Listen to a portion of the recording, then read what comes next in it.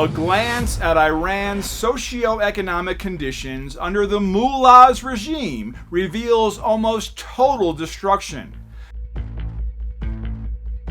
Environment represents one of the biggest crises in Iran. Water resources have been destroyed. With the current trend, Iran will be out of water in 15 years and out of forests in 30 years.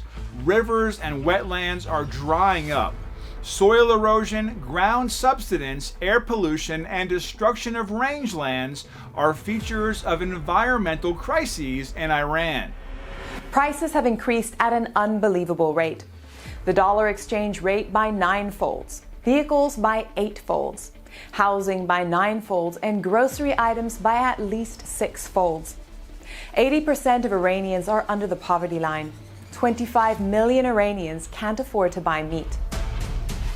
According to the regime's own Parliament Research Centre, Iran has the 4th highest inflation rate in the world. Unemployment represents a huge crisis, with 12 million unemployed. 70% of the country's university graduates are unemployed. Iran has one of the world's lowest wage levels.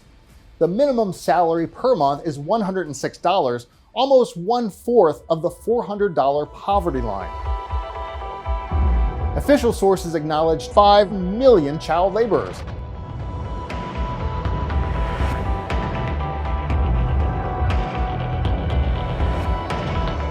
With close to 10 million addicted, the addiction age is down to 11 years. A horrifying number of 20 to 200 addicted babies are born every day. The International Monetary Fund reported in 2019 that Iran's economic growth was at negative 9.5%. Just a few examples might explain some of the reasons. Discrepancies between Iran's custom records with the foreign parties in the 9-year interval of 2001 to 2010 was an astonishing $127 billion. Foreign Minister said, "We had to give $35 billion to some people, and now no one knows where the money has gone." According to a government-controlled website, at least $22 billion worth of currency has disappeared.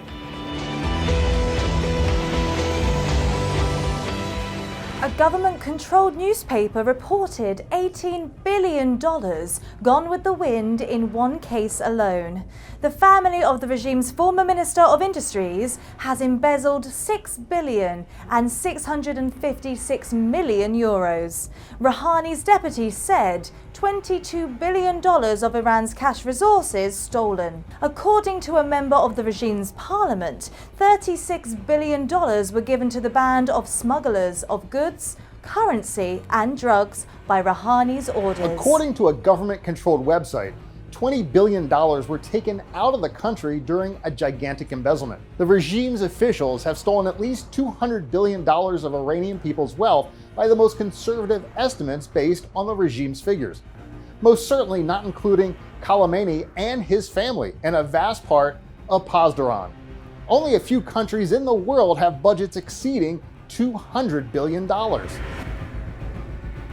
With a per capita gross domestic product of $13,000, Iran ranks 77th in the world. 38 million Iranians, 45% of the population of the country, live in slums and marginalized shantytowns, sleeping in graves, caves, tubes, rooftops, stores and cars are now common in Iran.